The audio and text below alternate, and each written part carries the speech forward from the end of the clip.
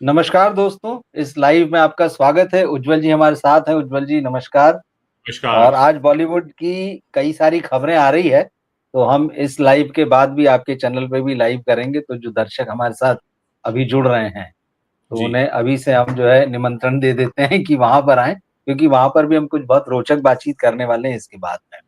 यहाँ पर हम भट्ट कैंप की बात कर रहे हैं कि भट्ट कैंप में किस कैसे रिश्ते तार-तार हुए हैं। और अब ये बात जो है, हालाँकि काफ़ी समय से चल रहा था, लेकिन एक होता है ना कि कभी किसी का दर्द मीडिया में छलक आता है।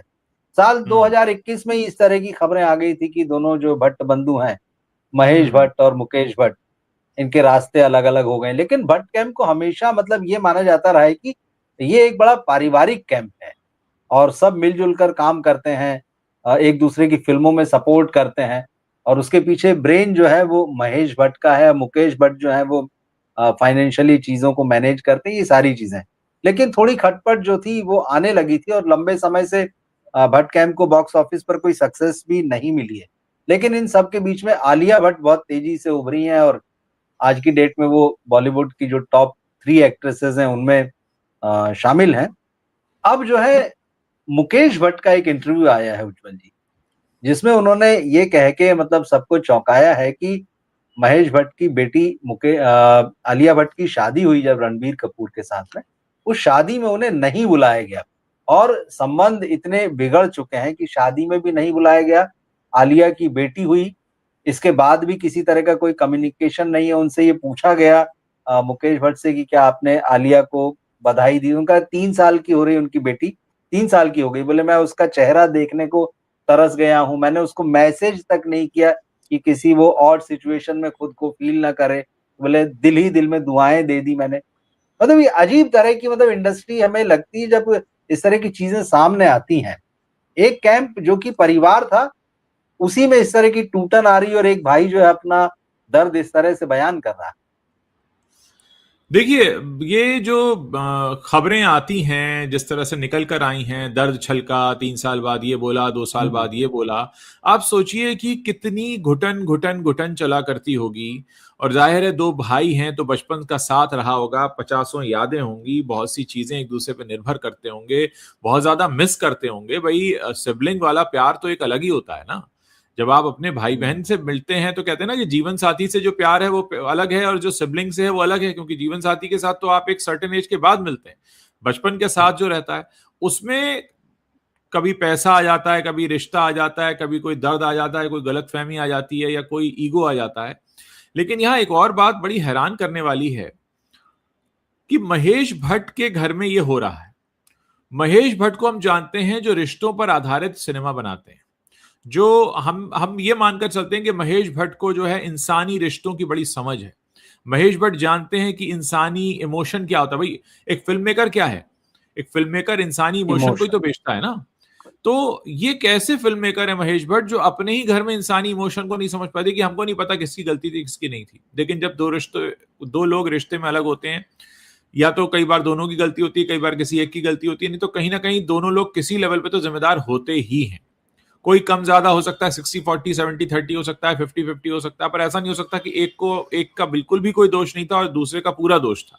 ऐसा बहुत कम ही होता है और संभव नहीं है। हुँ, तो आप अगर आपके रिश्ते टूटे अपने भाई के साथ तो क्या आप उन चीजों को नहीं समझ पाए, या आप फिर एक फिल्म मेकर का जो आपका दावा है कि आप इंसानी इमोशन को समझ के ऐसी कहानी आप उकेर के लाते हैं। और एक और बात मैं कहूंगा महेश भट्ट के बारे में कि असल जिंदगी की कहानी उन्होंने कितनी बार तो अपनी जिंदगी की कहानी अलग अलग फिल्मों में अलग अलग हिस्से बिल्कुल। दिखाए हैं।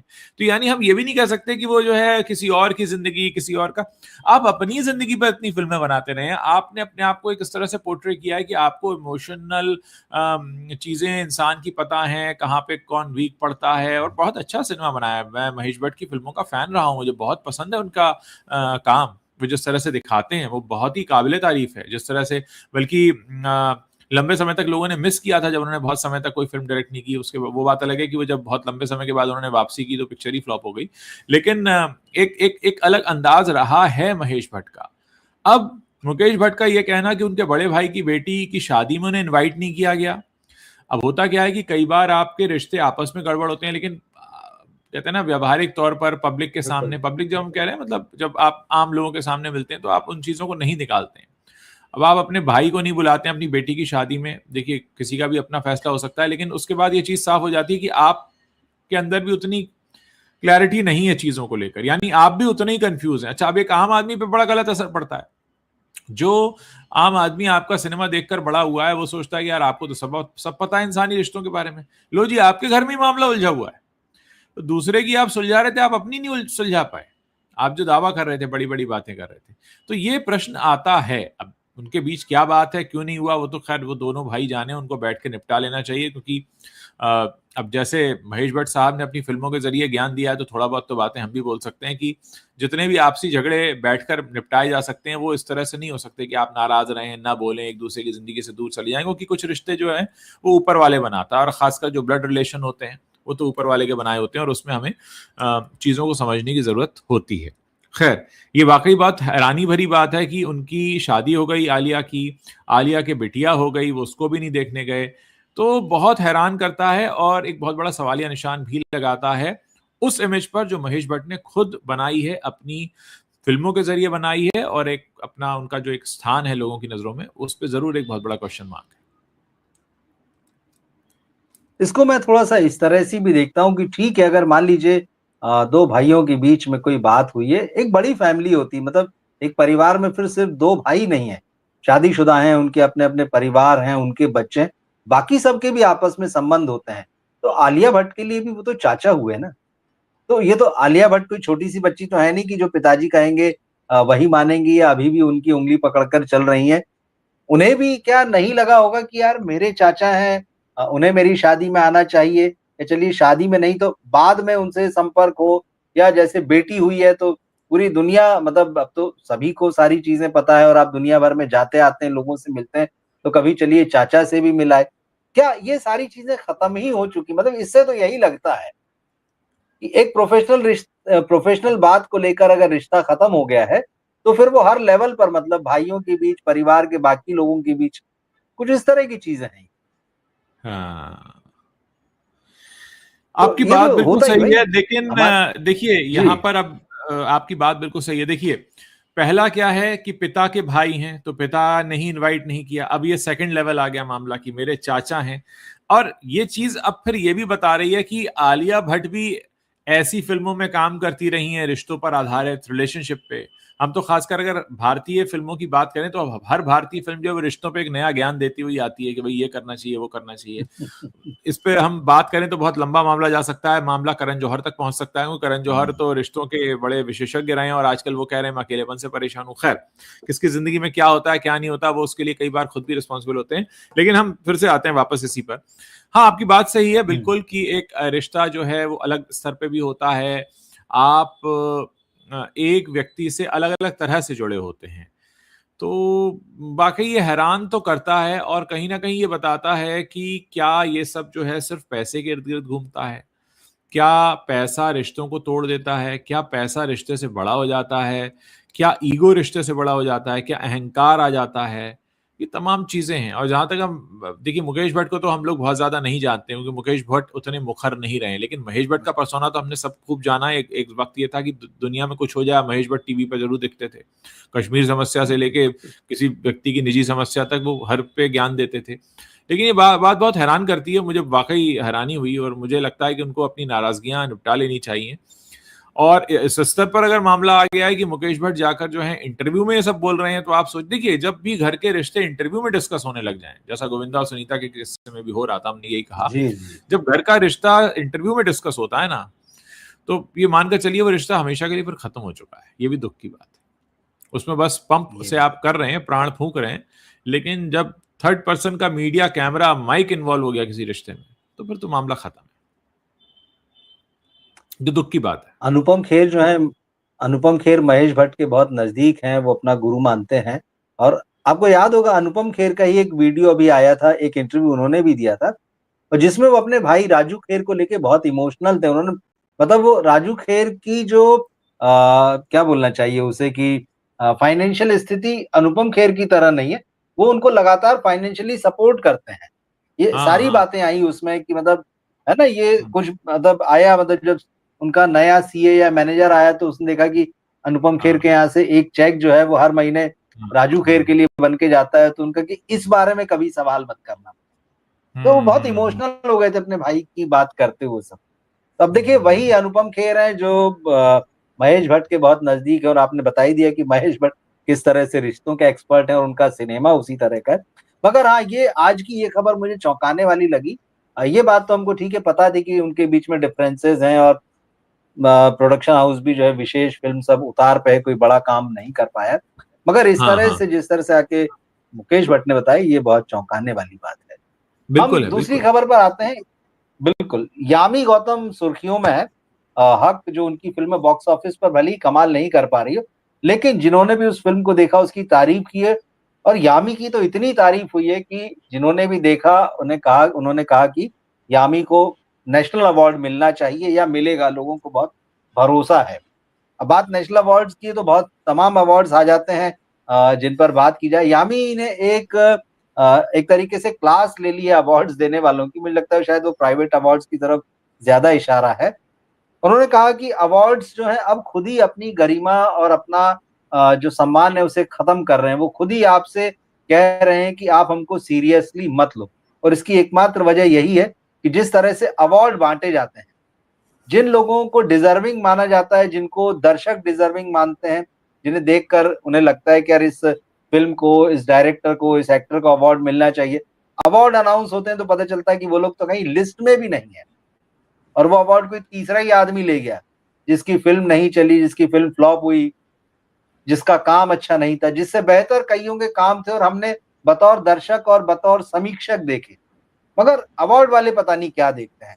तो वो जिस तरह से आर्ट को, सिनेमा को और आर्टिस्टों को देखते हैं, तो यामी गौतम का एक मुझे लगता है ये बड़ा तीखा हमला है कि भाई वो खुद ही कह रहे हैं कि आप हमको सीरियसली ना लें।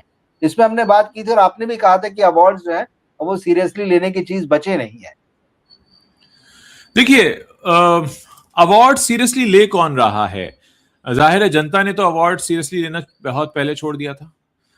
जनता के लिए अवार्ड्स एक तमाशा है।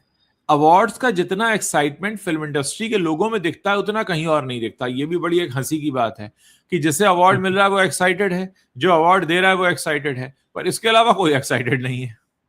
तो ये कैसा अवार्ड है जो लेने और देने वाला ही एक्साइटेड हो रहा है, बाकी जनता में कहीं कोई हल्ला नहीं है। क्योंकि जब आप जिगरा जैसी पिक्चर को अवार्ड दे देते हो, जब आप ढूंढ ढूंढ के लाके किसी किसी को भी खड़ा कर देते हो, मैं तो कहता हूं कि आमिर खान ने बहुत सही स्टेप उठाया था जो सालों पहले उन्होंने उठाया था, जो उन्होंने अवार्ड फंक्शन में जाना छोड़ दिया था। क्योंकि अवार्ड फंक्शन हो किसके लिए रहा है? आपने 4 लोग इकट्ठे किए, तू मुझको देना मैं तुझको दूंगा, हम दोनों एक दूसरे के लिए ताली बजाएंगे, ये चल रहा है। अब इसमें क्या फर्क पड़ता है यामी गौतम को अवार्ड मिलेगा नहीं मिलेगा, या किसी को भी अवार्ड मिलेगा नहीं मिलेगा? क्योंकि यहां तो सिर्फ लेने और देने वाला ही एक्साइटेड है। ये कौन सा अवार्ड होता है जिसमें सिर्फ लेने और देने वाला ही एक्साइटेड होता है? जनता को खबर तक नहीं होती है, जनता कह रही होती है हाँ ये तो सब नकली है। मतलब आप खुद सोचिए, ये ठीक जो अवार्ड की इंडस्ट्री में कहूंगा हो चुकी है एड इंडस्ट्री की तरह। एक बहुत बड़ा स्टार कैमरे के सामने आकर 5 रुपए के पाउच में बताता है कि इसमें केसर है, जनता को भी मालूम है झूठ बोल रहा है, उसको भी मालूम है झूठ बोल रहा है, जो एड बना रहा है उसको भी मालूम है झूठ बोल रहा है, जो मतलब पूरी दुनिया को मालूम है बस इसमें केसर है। अब मैंने कह दिया इसलिए तुम मान लो। मानता तो मैं भी हूं कि नहीं है, और पता तो तुम्हें भी है कि नहीं है। तो मतलब ये अवार्ड ऐसा ही धंधा हो गया जहां हर चीज झूठ है। एड इंडस्ट्री में सब कुछ झूठ चलता है। कोई भी फिल्मी हीरोइन जो बालों में तेल लगाती हुई दिखती है, वो जीवन में कभी वो तेल नहीं लगाती, और देखने वालों को पता है कि बालों में ये वाला तेल नहीं लगाती है, लेकिन वो कहेगी मेरे लंबे घने बालों का राज यही है, और लोग भी उसको देख के खरीद लेते ये जानते हुए कि हाँ ये नहीं करती होगी। इससे बड़ा तमाशा क्या होगा? ऐसे ही अवार्ड है, अरे आप बेस्ट एक्टर हैं, अच्छा मैं हूँ, हाँ मैं कितना खुश हो गया। मैं अरे क्या फर्क पड़ रहा है आपके बेस्ट एक्टर होने से नहीं होने से? ये ट्रॉफी कब से फैसला करने लगी? वो बेजान ट्रॉफी कैसे फैसला करेगी? और जो व्यक्ति दे रहा है उसको आपके साथ अगली पिक्चर बनानी है, क्या बात कर रहे हैं? तो आगे मतलब अवार्ड जो है अब चुटकुला बन गए हैं, ये बात तो सही है। जब 72 घंटे फिल्म थिएटर में नहीं चलती है, जिन पे हंसी भी नहीं आती है। सही बात है, बिल्कुल ठीक चीज है। और जिनको मिलता है वो हंसी के पात्र बन जाते हैं। आप देखिए ना, मतलब जब से जिगरा को अवार्ड मिला है, जब से आलिया भट्ट को अवार्ड मिला है, जब से अभिषेक बच्चन को अवार्ड मिला, अब देखिए सोशल मीडिया में देख लीजिए लोग कैसी हंसी उड़ा रहे हैं। और हाँ मतलब ये लोग भी बेचारे या तो खिसिया के जवाब देते हैं जैसे अभिषेक बच्चन ने दिया, या फिर आलिया हाँ भट्ट की तरह होते हैं जो ट्रॉफी लेने भी नहीं आते और चुपचाप अपने घर बैठे रहते हैं कि ठीक है रिकॉर्ड बुक में दर्ज हो गया कि अब जो है हम मीना कुमारी हाँ से महान है, हम वहीदा रहमान से महान है, रिकॉर्ड बुक्स हाँ में हाँ चीजें ठीक हो गई। हाँ हाँ तो हाँ हाँ हमारा काम बिल्कुल ठीक हुआ। देखिए यामी इतनी जिस तरह से भी उनका अभी तक का करियर ग्राफ रहा है, उनका हाँ एक जो अभिनय वाला पक्ष है और हाँ, उनकी खूबसूरती वाला भी। देखिए हमारे एक दर्शक जी भी यहाँ पर इसलिए लिख रहे हैं कि भाई यामी हाँ गौतम हाँ को जो है रामायण में माँ सीता का रोल मिलना चाहिए था साई पल्लवी की जगह पर। बिल्कुल देखिए हाँ हाँ सबकी अपनी राय है, दर्शक का अपना नजरिया होता है, लेकिन हाँ ये यामी का जो इंडियन लुक है, उनकी हाँ आंखें, उनका चेहरा, जिस तरह की भारतीयता, जिस तरह की सादगी उनके चेहरे में, उनकी पर्सनैलिटी में दिखाई देती है, तो ये हम्म वही असर हमको देखने मिलता है। और दर्शक का ओपिनियन मैटर करता है, अवार्ड वाले इस बात को समझें चाहे ना समझें। और फाइनली तो हम्म देखिए किसी भी एक्टर से आप मिलिए, आखिरी बात वो यही कहता है कि जो दर्शकों की हाँ तालियां हैं वही असली अवार्ड। और जिन हाँ अवार्ड्स की ये लोग बातें करते हैं तो बात तो सही है, वो सारा मामला सेट है, आप नाचोगे कि नहीं हमारे मंच पे आके, तो आप नाचोगे तो आपको अवार्ड दे दिया जाएगा, या फिर जिस तरह की भी डीलिंग होती है। धर्मेंद्र साहब अभी इतना सीरियस रूप से अभी बीमार हैं, और उनका एक वीडियो अभी पिछले 4-6 दिन से खूब चल रहा है जब उनको फिल्म फेयर ने लाइफ टाइम अचीवमेंट अवार्ड दिया, और वो मंच पर खड़े होकर बता रहे हैं कि किस तरह वो सोचा करते थे कि मुझे ये अवार्ड मिलने जा रहा है और हर बार किसी और को दे दिया जाता है, पर उन्होंने हाँ लास्ट में लगता है बहुत कस के थप्पड़ मारा अवार्ड देने वालों को हाँ कि हाँ ये जो हाँ आज एक ट्रॉफी मेरे हाथ में है, मैं मान के चल रहा हूँ कि इसमें मेरी वो पिछली ट्रॉफियां भी शामिल हैं। हाँ मतलब जबरदस्त रूप से तो अवार्ड तो खैर हमेशा ही संदेह के घेरे में रहे। देखिए जेन्युइन मिलता है तो कोई बात ही नहीं, वो तो सब अप्रिशिएट करते हैं, लेकिन बात वही है कि धीरे धीरे अवार्ड्स का स्तर जो है वो नीचे आ रहा है और मजाक बन गया, और मुझे लगता है यामी ने बिल्कुल ठीक कहा है, यामी को जरूरत नहीं है। देखिए इसको जी। कैसे समझा जाए कि अवार्ड के बारे में वही लोग सोचते हैं जिनका स्तर वो है। मैं ये मान रहा हूं कि हम्म, रियामी का स्तर अवार्ड के स्तर से कहीं ऊपर है, क्योंकि अवार्ड का वो स्तर नहीं है जिससे आप अपना स्तर मिलाएं। अवार्ड के सही स्तर बात से कैसे बिल्कुल। मिला सकते हैं जहां बिना सोचे समझे चीजें हो रही हैं सिर्फ खुश करने के लिए। और यामी की अगर हम हालिया परफॉर्मेंस की बात कर लें अगर हक की, तो वाकई बहुत ही अलग स्तर की परफॉर्मेंस है। वो सिनेमा बहुत अलग तरह का है। भले हक को पैसे कमाने का मौका ना मिला हो बॉक्स ऑफिस पर, लेकिन क्या कोई ये कह देगा कि हक बेकार फिल्म है? हक जैसा सिनेमा बहुत ही मतलब जिसको कहते हैं ना कि पुअर क्वालिटी का है, ऐसा तो कोई नहीं बोलेगा ना। लोग कहेंगे तो ये कि पिक्चर तो अच्छी थी, पता नहीं क्यों नहीं चली, यही कहेंगे ना। ये नहीं कहेंगे कि अरे, अब बिल्कुल जैसे ठीक चीज है। जिगरा जिगरा को अवार्ड मिला तो लोगों ने कहा अरे कैसे मिल गया, तो चली नहीं थी। तो एक तो जिगरा भी नहीं चली थी और एक हक भी नहीं चली, सही। लेकिन हक के ना चलने में भी अवार्ड है और जिगरा के ना चलने में और अवार्ड मिलने पे भी क्या है, वो आपको समझ में आ ही रहा होगा कि वो कुछ चुटकुला है। तो आप वो फिल्म बनाइए कि अवार्ड अगर उसको मिले तो अवार्ड के लिए आपकी फिल्म अवार्ड हो जाए। आप समझ रहे हैं कि ठीक अगर बात, बिल्कुल उस ठीक फिल्म बात, को मिल बिल्कुल जाए तो सही। वो फिल्म अवार्ड बन जाए, ना कि आप जिगरा जैसा सिनेमा बना के अवार्ड लें कि उसकी वजह से अवार्ड भी कहेगी क्या हो गया उसको। इसे अवार्ड मिल सही गया, ये बात है, अवार्ड बिल्कुल को मिल सही। गई। ये अवार्ड को मिल गई, ये इसे अवार्ड मिल गया। तो ये बहुत समझने वाली बात है। और मुझे नहीं लगता कि आम दर्शकों को इस बात से कोई फर्क पड़ता। आप किसी भी बड़े से बड़े मूवी बफ को बुलाकर पूछिए कि तुमने कौन सी पिक्चर इसलिए देखी कि वो अवार्ड मिलने वाला था या उसे अवार्ड मिल गया था, फर्क नहीं पड़ता। लोग आईएमडीबी लिस्ट भले चेक कर लें, लोग आईएमडीबी लिस्ट बिल्कुल भले चेक कर लें, लेकिन ये अवार्ड अवार्ड कोई नहीं देखता। आज आप बड़े से बड़े फैन को नहीं पता होता कि उसके कौन से फेवरेट स्टार की कौन सी फिल्म को कितने वाले कौन से अवार्ड मिले, क्योंकि इतने हो गए हैं। कोई पान सही मसाले के सही। नाम पे, कोई गुटखे के नाम पे, कोई किसी कोला के नाम पे। ठीक चीज है।